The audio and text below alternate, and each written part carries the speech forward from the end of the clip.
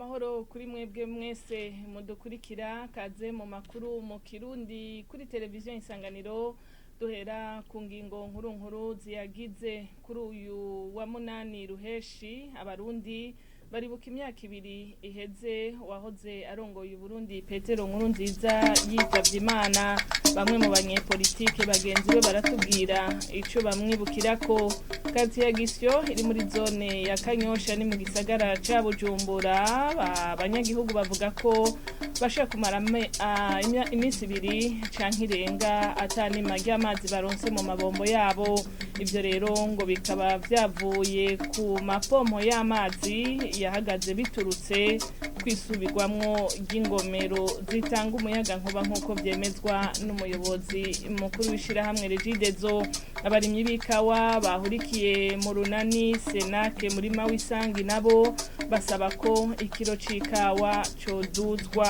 ivyo ngo biri mu vyotuma urudandazwa ruciye mu kinywabi rugabanuka mu kanya nido byano makuru.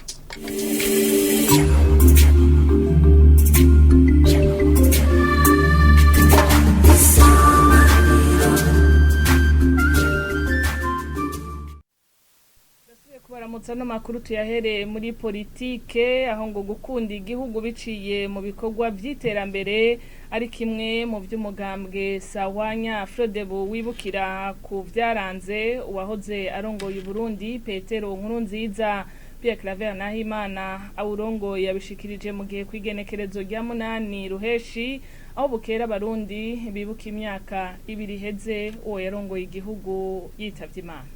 Ivyo tumwibukira ko cyane nuko President Petero Nkurunziza yari umuntu biboneka yuko akunda igihugu. Barayibona cyane nko mu vyerekeye gushira imbere ibikorwa, guteza imbere imiryango, igihugu tubicishije mu bikorwa.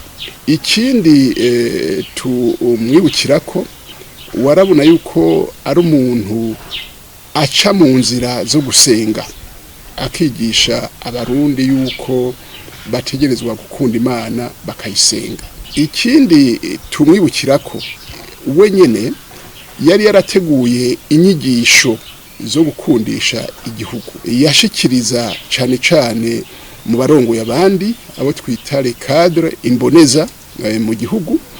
Izo nyigisho yaraziteguye araza kuzigisha mu gihugu hose ahari imboneza hose aragenda mu gihugu hose agenda aravyigisha.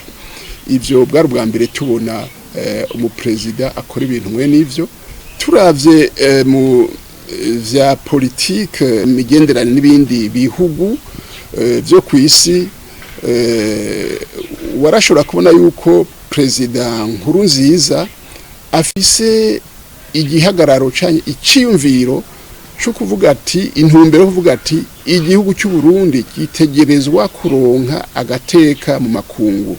Ntidushobora kwemerera yuko ibihugu byo mu Buraya vyaba byo mu karere ware wese twebwe atugenderako. Yashatse kwerekana iki message yashatse gutanga ni yihe yuko abarundi bose bo kwihagararako. Ico rero nico gikuru nkumbure dutezwa gufata tukagendera ko yuko umurundi ahari wese naho buri kurakorana n'abandi ariko utegeza kwifata ukihagararako kugira ngo abantu baturutse mu makungu ntibatugendere ko naho baba bafise ibintu byinshi. Banibaza rero yuko n'abandi ba president bazoza muri iyi minsi canke abahari ico kintu bazotegerezwa kugihagararira.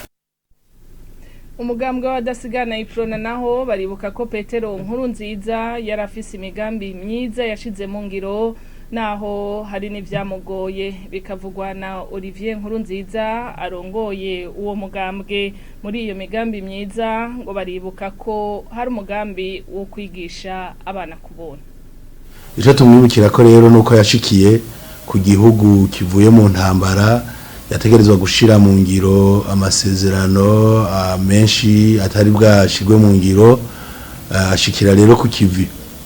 Ikintu rero tumwibukira ko gikambaye nuko agiheza kurahira yaremereye abarundi yuko agiye kuzovuza abana n'abakenyezi ku buntu byari ibintu bigoye gutahura ariko arabishira mu ngiro aragerageza. Ikindi tutokwibagira nuko mu gihe ciwe habaye abarundi mu mpera mwarabonye yuko mu bihumbi 2015 habaye ikibazo cyo kutumvikana kuri imanda ya gatatu, akaba abarundi bahunga abandi bakagenda igihugu bakagifatira ibihano. Twarabonye rero ko mu gihugu cy'u Burundi twahagaze abantu bakavuga bati naho bimeze uko bafatiye ibihano igihugu cy'u Burundi dutegerezwa kubandanya tubaho. Hanyuma igihugu aritanga wenyene aratinda aramara imyaka 5 yose adasohotse mu gihugu cy'u Burundi ari ngaha mu gihugu hagati, avuga ati nzoguma ngaha mu gihugu hari je ndi ngaha mu gihugu. Rero twokwibuka mugabo ko mu mpera ziwe igihugu imigenderanire n'ibindi bihugu mu mpera itagiye igenda neza, arico gituma byavuye kuri ayo matatsi. Ariko mu mugambo w'abadasigana turamubonamwo ubwo butwari bwo gukundisha abarundi igihugu cabo, akavuga ati nta bindi bihugu byo tugenderako, imfashanyo nidufashanye nivyo ariko ntidutega amaboko ngo igihugu cy'u Burundi ngo cobeshwaho n'ibindi bihugu. Turabandanya nano makuru twabateguriye. Hari ubukene bw'amazi muri quartier Gisyo iri muri zone Kanyosha ya commune Muhani hano mu gisagara ca Bujumbura, nkuko vyemezwa n'abahaba n'abajejwe intwaro ngo harahera iminsi 2 canke irenga atanima ry'amazi baronse. Vianney vya Mungu umwe mu bahanuzi bo ku mutumba akavuga ko hategekanijwe inama y'ukwiga ico kibazo. N'inkuru tubaza mugenzi wacu Audrey Yakimana. Aho twashika amazi yari yaje no munsi, ariko nubwo biruko abanyagihugu baridoga ko hari ubukene bw'amazi, aho bavuga ko bashobora kumara iminsi 2 n'irenga ata amazi bafise, ngo niyabonetse aza mu masaha y'ijoro cane. Harashobora kumara iminsi 2 tutaronka amazi, canke amazi ugasanga bayarungitse saa 9 y'ijoro. Muri ico gihe urumva utavomye muri uwo mwanya tusubira kuronka amazi.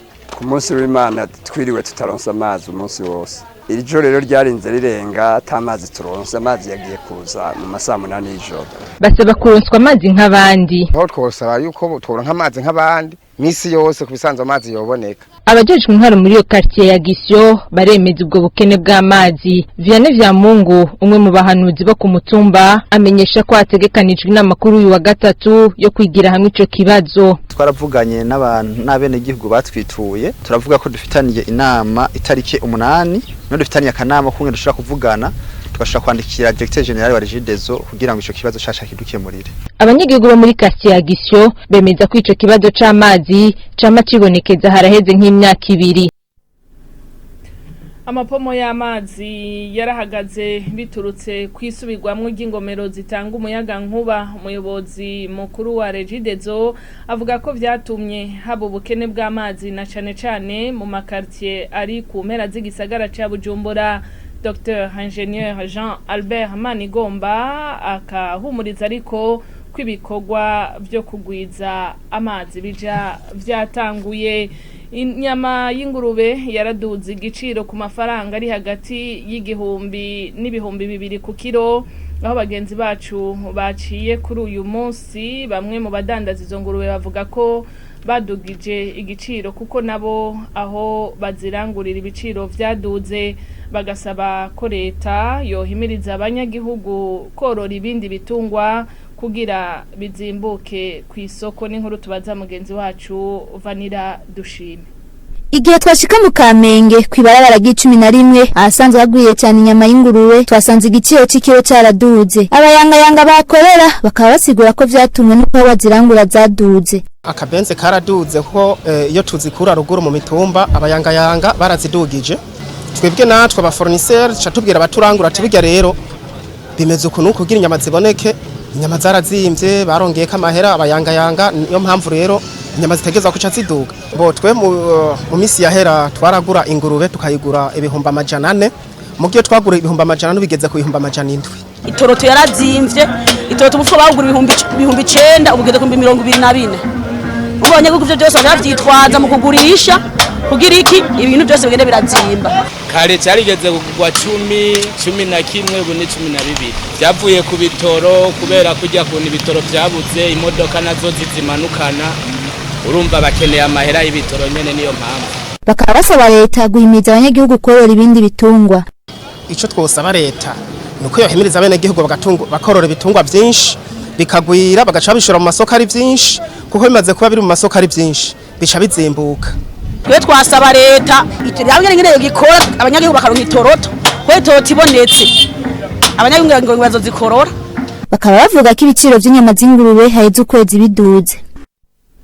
Ano makuru tuyarangirize mu gisata c'uburimyi abarimyi b'ikawa bahurikiye mu runani Senake murima w'isangi basaba ko igiciro c'ikawa idatonoye coduzwa gushika ku mafaranga 2,000 bikaba vyashikirijwe kuri uwa kabiri mu kiganiro urongoye ugo runani yahaye abamenyesha makuru ni mu nyuma yaho hafatiwe ikawa yagomba kudandazwa kuri magendu ivyongo vyotuma umurimyi n'igihugu baharonkera akoyoko n'urudandazwa rwo mu kinywabi rugahagarara.